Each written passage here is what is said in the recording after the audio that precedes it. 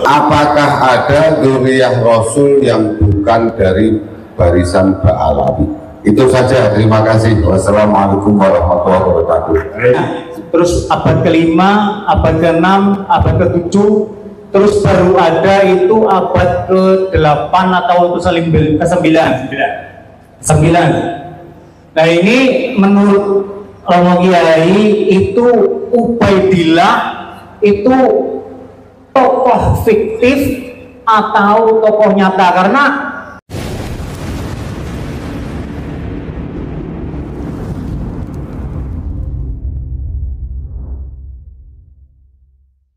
pada yang terhormat Romo Kiai Haji Imaduddin Al-Bantani yang sangat saya hormati. Kiai-kiai yang lain tidak saya sebutkan, saya hormati. Langsung saja nama Tulimin dari Nusawu. Langsung saja apa yang telah disampaikan oleh Romo Kiai yang berkaitan dengan permasalahan nasab yang ini menjadi permasalahan daripada warga Nahdlatul Ulama. Terus terang saja saya sendiri termasuk pecinta habaib. Sekali lagi saya ini termasuk pecinta habaib, pengamal rotibul haddad, pengamal rotibul atos dan lain-lain, termasuk pengamal pecinta-pecinta di mana ada sholawat insya Allah saya hadir. Kemudian saya sendiri juga termasuk warga NU Tulen, ya, warga NU Tulen dan tidak diragukan, boleh cek. Boleh cek, Mak sudah punya kartanu. Sementara itu permasalahan tesis jenengan itu berkaitan dengan nasab. Ini terus terang saya ini sebagai warga NU hatinya galau. Satu sisi sebagai warga NU, satu sisi sebagai pecinta habaib. Saya yakin teman-teman yang lain juga demikian, ada yang hatinya juga seperti saya galau. Maka dari itu, ya, permasalahan nasab ini sudah bertahun-tahun, terus terang saja sudah bertahun-tahun, tetapi tidak ada penyelesaian sampai hari kiamat. Kalau tidak ada yang menengahi, tidak akan selesai. Ini akan membingungkan warga NU. Terus terang saja, saya mohon satu, ya, ada solusi penyelesaiannya. Solusi penyelesaiannya supaya apa? Supaya tidak terjadi lagi saling menjelekan, saling gontok-gontokan. Versinya jenengan Kiai itu pasti menyalahkan daripada para habaib. Versinya habaib juga menyalahkan tesis jenengan, termasuk mengharamkan adanya tes DNA. Saya mohon setelah ini monggo jenengan, apalagi sebagai pengurus PW, ya, PW Banten, ya, itu.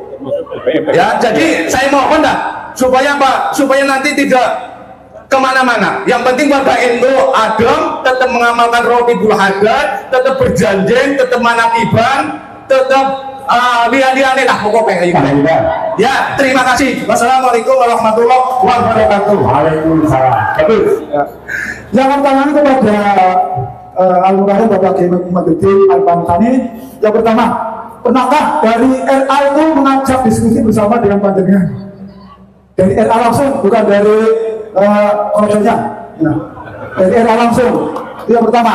Yang kedua, bagaimana tanggapan Pak Kiai tentang kok YouTube kontennya Dr. Hanifah? Ya, hanya itu saja. Terima kasih. Assalamualaikum warahmatullahi wabarakatuh. Apakah ada dzurriyyah Rasul yang bukan dari barisan Ba'alawi? Itu saja, terima kasih. Wassalamualaikum warahmatullahi wabarakatuh. Oke, terima kasih. Ini audiens cukup respect ini. Bagaimana? Ada 3, Pak Turimin, ini adiknya Turiman ini.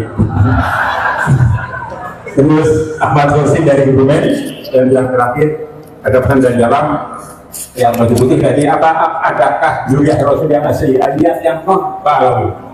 Silakan monggo. Saya mulai dari yang terakhir. Dzurriyyah Nabi itu banyak marganya. ada Al-Idrisi, ada Al-Maliki kayak Sayyid Al-Maliki, itu duriyat Nabi asli. Al-Idrisi duriyat Nabi asli. Kemudian ada Al-Jailani duriyat Nabi asli. Ada Al-Hashimi di Mekah duriyat Nabi asli. Ada Ar-Rassi di Yaman duriyat Nabi asli. Ada Al-Qattani di Mesir duriyat Nabi asli. Jumlahnya ratusan. Ada Ibnu Jamil, ada Al-Qabiji, ada Az-Zaidi, ada Al-Khawsi, dan lain sebagainya. Salah satunya yang mengaku sebagai duriyat Nabi itu Ba'lawi. Tetapi sayang, Ba'lawi ini terkonfirmasi palsu, bukan duriyat Kanjeng Nabi Muhammad sallallahu alaihi wasallam. Kemudian Bapak Khazin Ba'lawi, jenggotnya jenggot Ba'lawi. Pertama, apakah pernah ada Rabita Alawiyah mengajak saya untuk berdiskusi? Tidak ada. Yang ada saya ngirim surat kepada Taufik Segaf untuk diskusi, tapi dia tidak mau. Saya sudah kirim surat kepada Rabita Alawiyah untuk berdebat dengan saya. Di Banten difasilitasi oleh Kuncen Sultan Banten untuk berdebat antara saya dan Rabita. Rabita tidak bersedia datang, yang akhirnya saya tidak datang. Karena apa? Rabitanya tidak mau. Di screenshot SMS-nya Rabita kepada saya oleh panitia, ini Rabitanya tidak akan datang dan tidak akan mengirim perwakilan. Itu. Jadi kemudian saya datang ke Pasuruan, difasilitasi oleh Kiai Ali Badri Masuri. Katanya mau diajak diskusi oleh Taufik Segaf, saya yang fasilitasi. Saya datang ke Pasuruan ke rumah Kiai Ali Badri, yang kata dia Taufik Segaf adalah teman dia. Akhirnya saya datang, tetapi Taufik Segaf, ketua Rabita Alawiyah, tidak mau. Kemudian yang kedua, pertanyaannya apa itu, Ki Bang Hozin? YouTube Dr. Hanifah itu dokter palsu, tidak ada orangnya.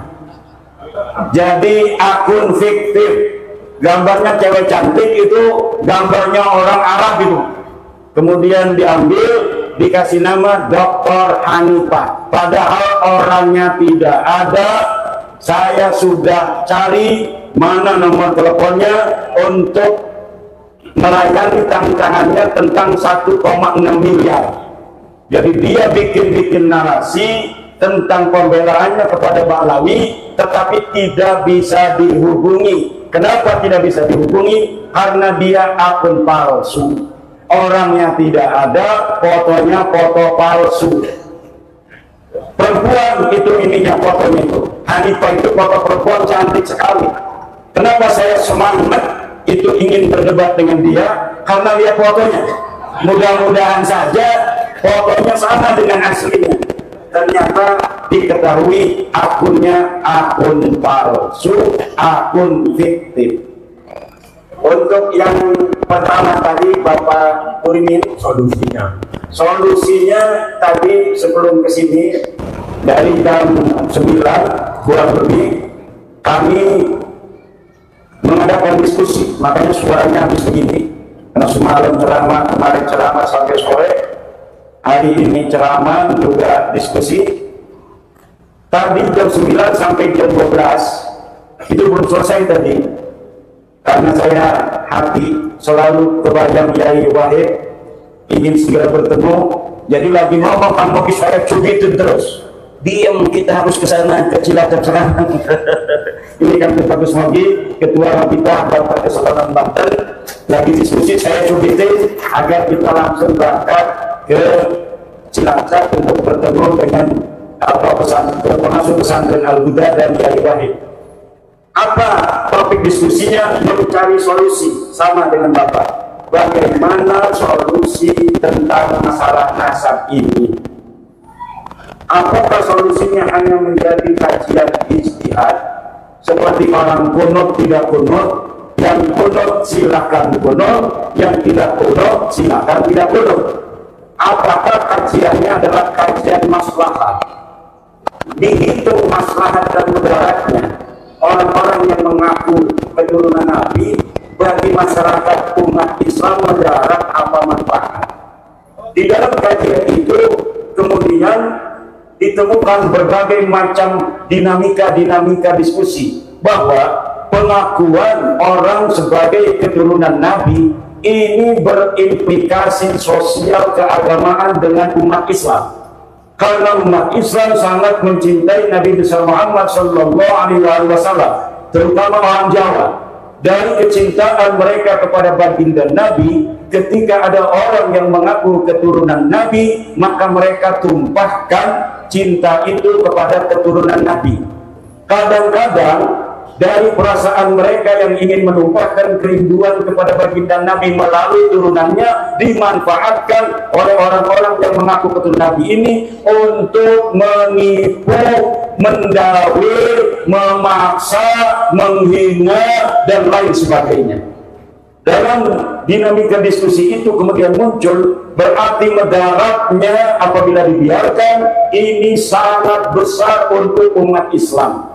Apabila dibiarkan orang yang bukan keturunan Nabi mengaku sebagai keturunan Nabi, maka genetik aslinya akan tetap nanti keluar.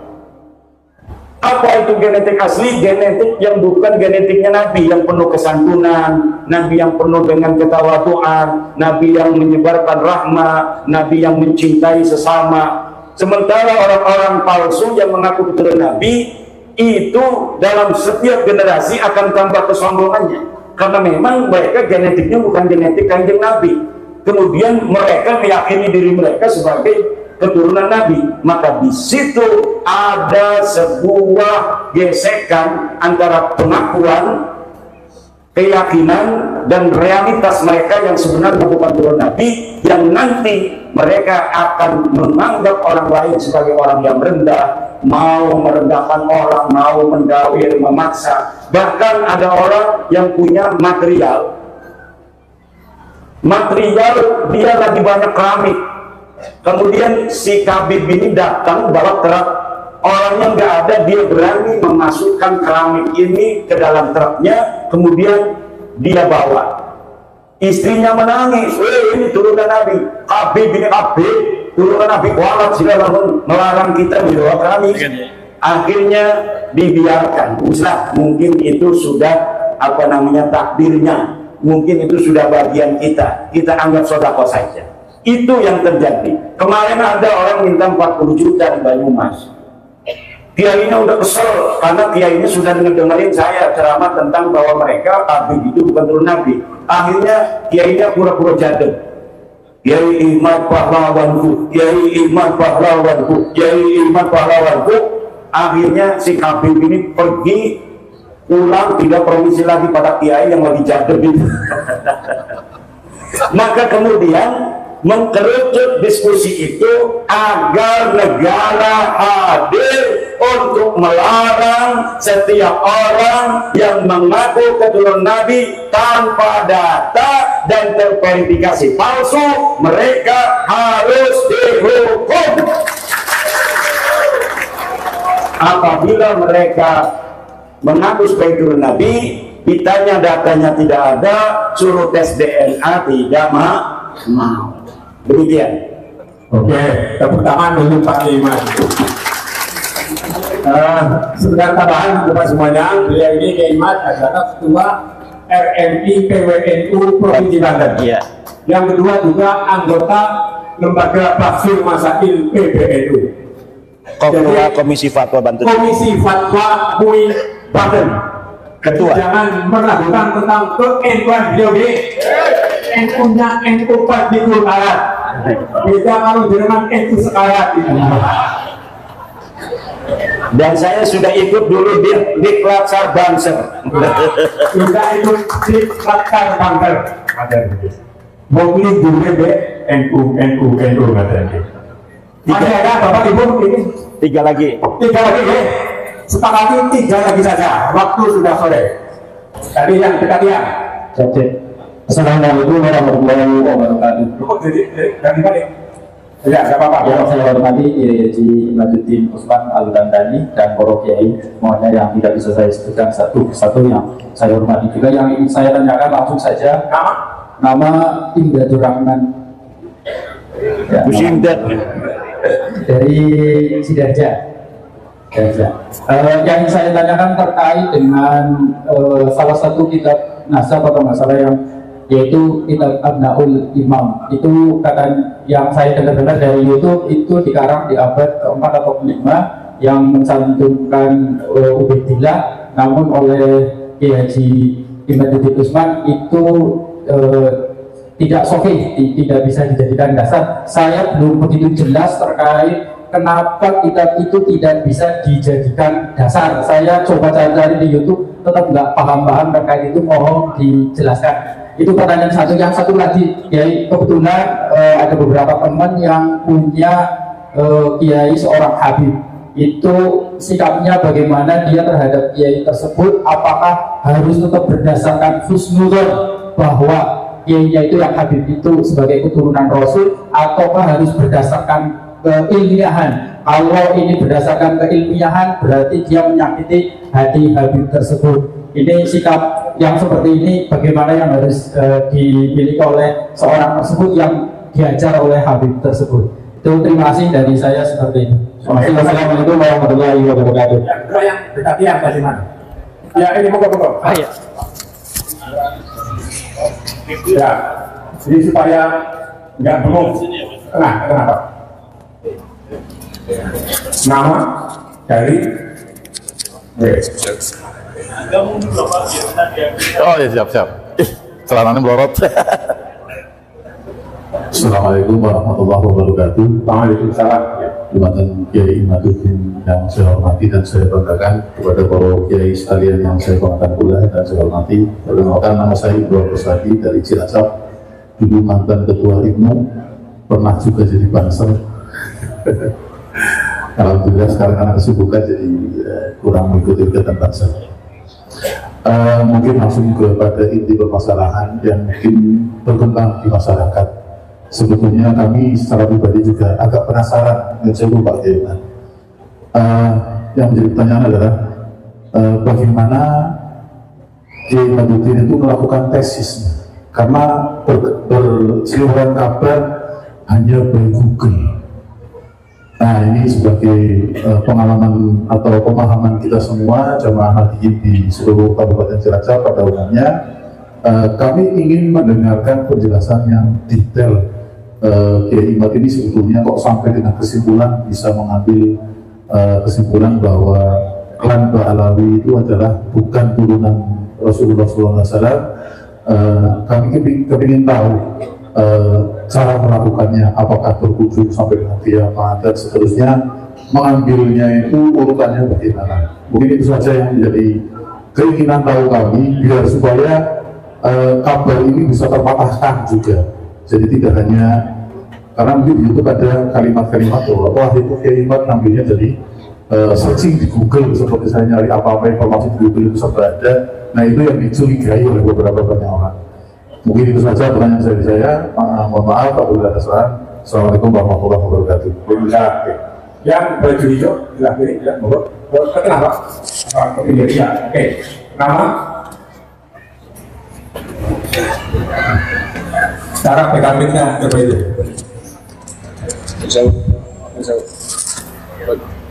Assalamualaikum warahmatullahi wabarakatuh. Para kiai yang saya hormati, saya bernama Warsito dari Jati, Kecamatan Binangun. Yang pertama,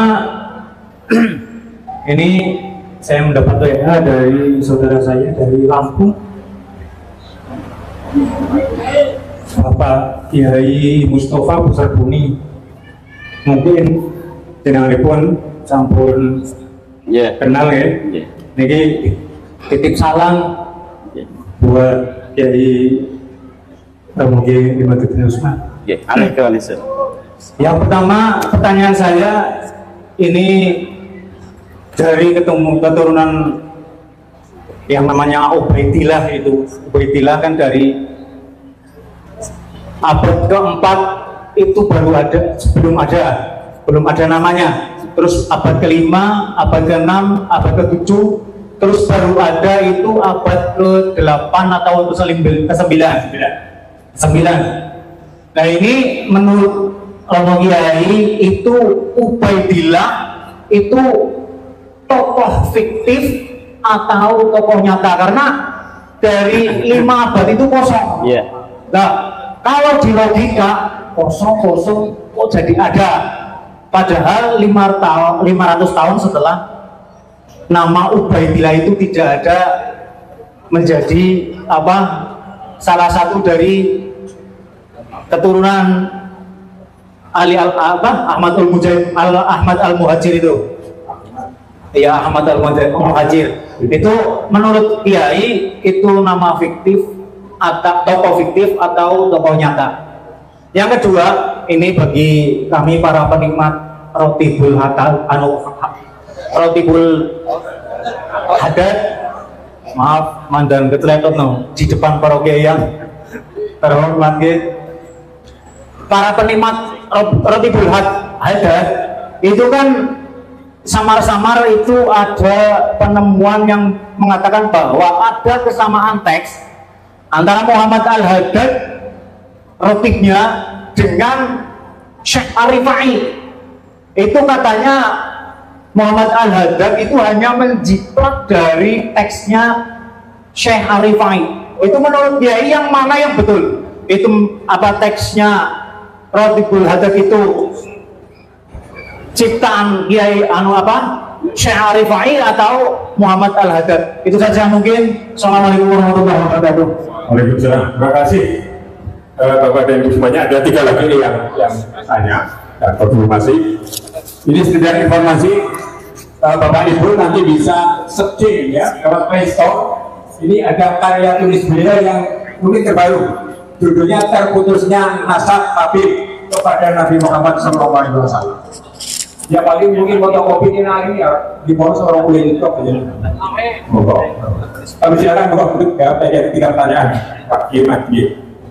Ya, mengenai apakah penemuan kajian ilmiah itu dari Google. Saya mengarang tentang nasab Habib ini dengan kesimpulan mereka bukan turun Nabi. Bahasa Arab itu sudah 4 kitab. Pertama, kitab Al-Mawahib Al-Laduniyah fi Qita'i Nasabi Ba'alawi Ibni Ubaidillah. Lihat kitabnya itu ada sekian puluh halaman. Apakah ada yang sama dengan di Google? Tidak ada, karena memang itu hasil tulisan saya.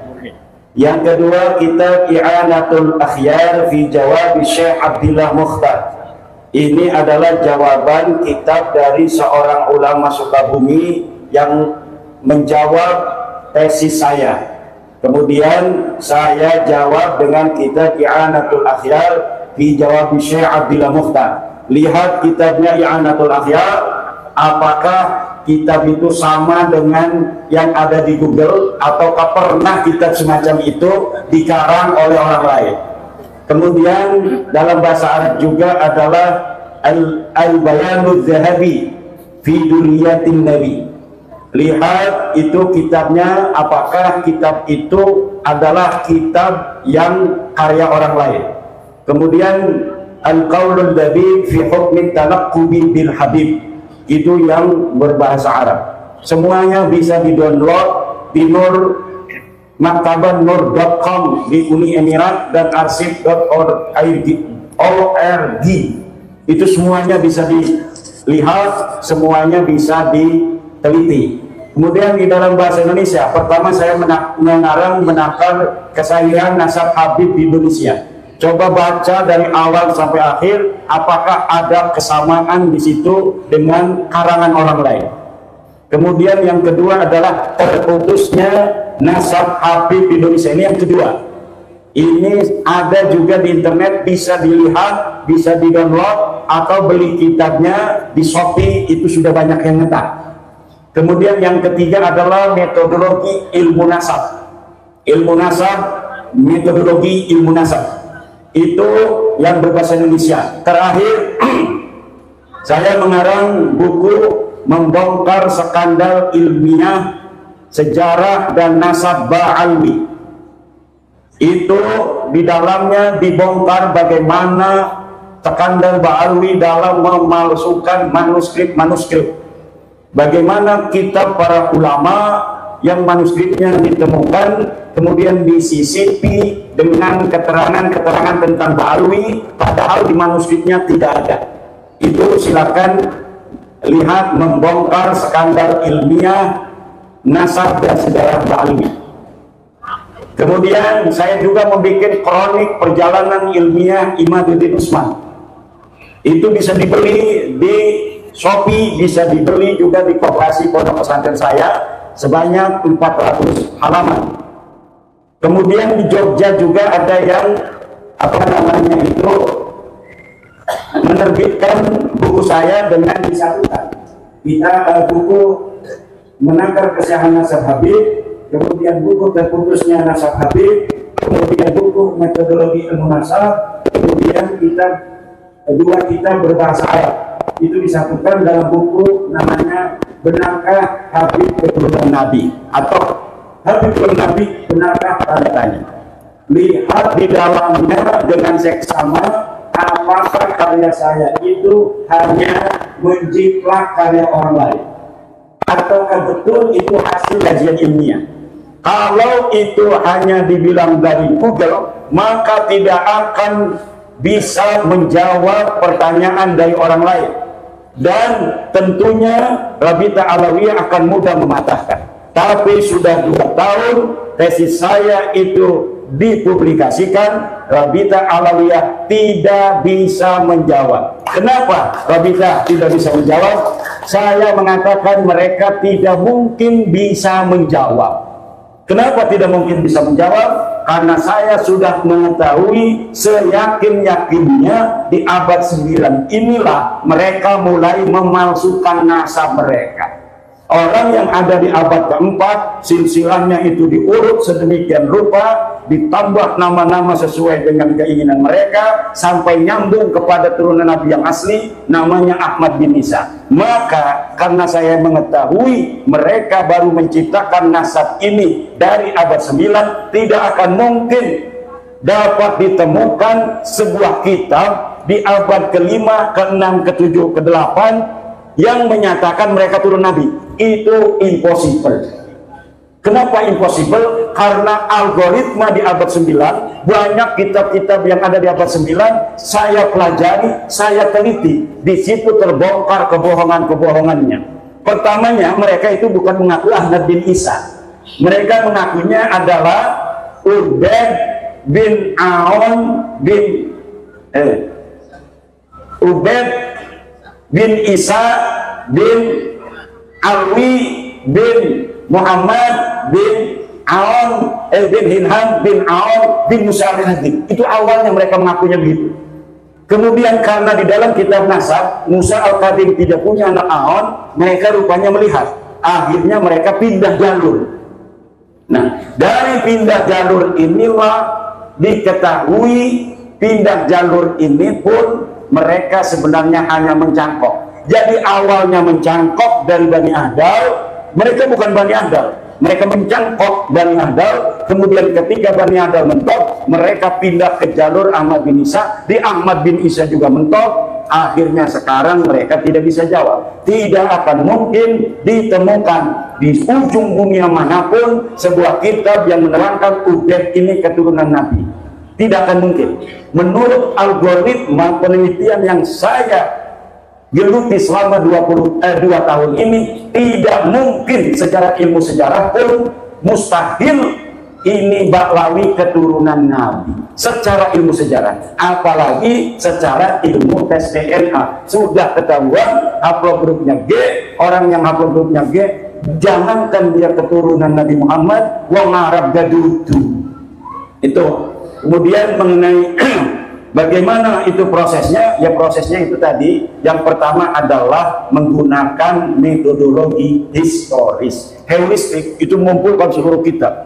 yang kira-kira berkaitan dengan nama-nama yang terkait dalam silsilah yang ada, yaitu keluarga Ahmad bin Isa. Setiap kitab nasab yang membahas Ahmad bin Isa kita jadikan sebagai sebuah referensi. Dalam referensi itu selama 550 tahun tidak ada sama sekali yang menyatakan Ahmad bin Isa ini mempunyai anak bernama Ubed.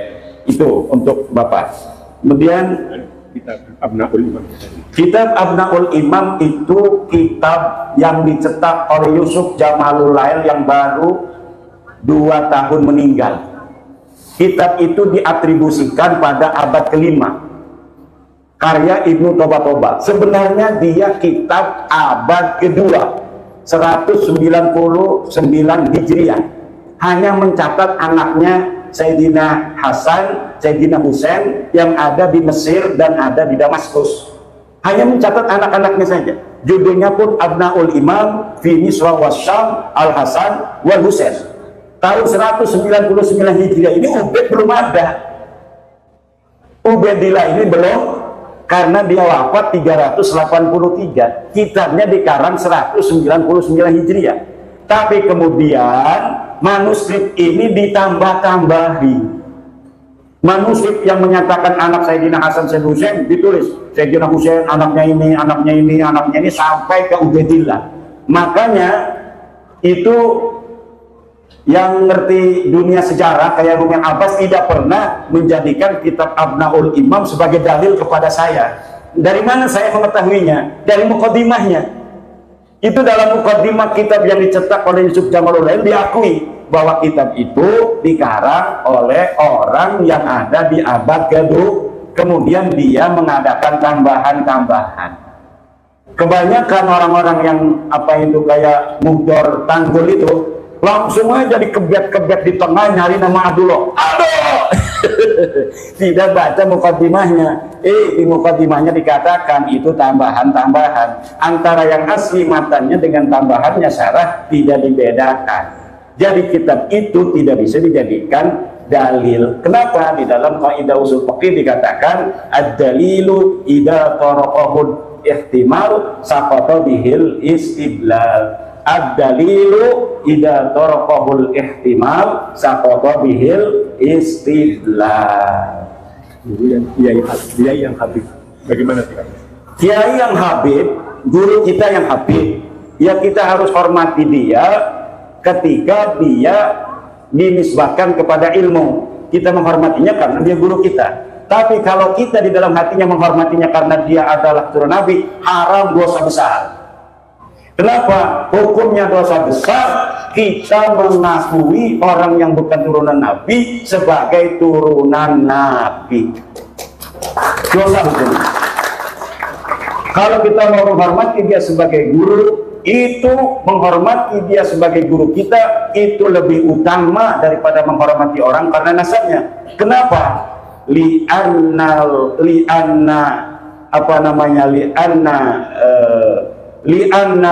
ifadah afdalu minal wiladah. Al ifadah afdalu minal wiladah.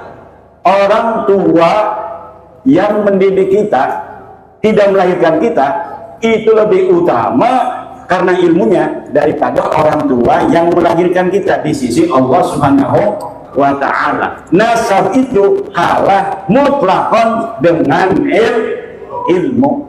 Kenapa? Ini yang sesuai dengan Al-Quran, ini yang sesuai dengan Al-Hadis la fadla li arabiyyin ala ajamiyyin. Terus apa lagi? Ini fiktif apa ini? Ya, nama-nama Ubed itu sama sekali tidak ada. Dia diadakan hanya untuk supaya nyambung aja. Di abad 9 itu dari Ali As-Sakran ada 14 nama sampai Ubaidillah. Itu yang fiktif sekitar 9 nama. Karena dari Ali As-Sakran bapaknya masa nggak tahu bapaknya dia. Kalau bapaknya kan kenal, kakeknya juga kenal. Kita husnudzon 5 keturunan itu dia kenal. Karena orang kampung pun masih banyak yang hafal 5 keturunan. Orang biasa itu kadang masih hafal 5 keturunan. Dia hafal bapaknya, dia hafal kakeknya, dia hafal buyutnya, dia hafal jangganya. Maka saya husnudzon kepada 5 orang, dari mulai Ali As-Sakran, punya ayah namanya Abu Bakar, punya ayah namanya Abdurrahman, punya ayah namanya Muhammad Maula Dawila, punya ayah namanya Ali Sabidarak. Ini sahih. Selainnya itu sampai Ubaidillah semuanya fiktif. Kenapa? Kesejarahannya tidak pernah ada yang mencatat, baik sebagai turunan Nabi maupun sebagai ulama. Jadi sebagai ulama saja nggak ada yang nyatat. Jadi mereka hari ini mengatakan bahwa peluhurnya adalah mujtahid, ulama besar, waliullah, kutub, aqab, Mi'raj 70. Itu tidak terverifikasi oleh kitab-kitab sejarah.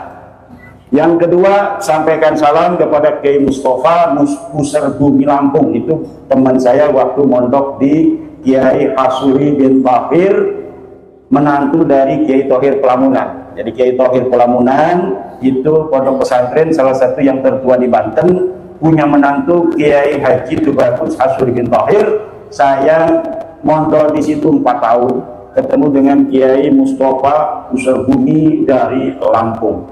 Kiai yang lain ada yang nanya, kemana aja katanya sanadnya. Pertama saya kepada Kiai Haji Sanwani, pondok pesantren Ashabul Maimanah, murid daripada Abah Yai Sidik Cengkudu yang mondok kepada Syekh Nawawi At-Tanar Al-Bantani. Itu As-Sanadul Alim. Saya ke Yai Sanwani, ke Abu Yasidik, langsung kepada Syekh Nawawi At-Tanar Al-Bantani, hanya 4 orang saja. Kemudian saya juga mondok kepada Syekh siapa namanya, Syekh Sanja bin Kasmin. Ini khusus kitab Alfiyah Ibnu Malik. Kemudian saya mondok kepada Syekh Mufti bin Asnawi.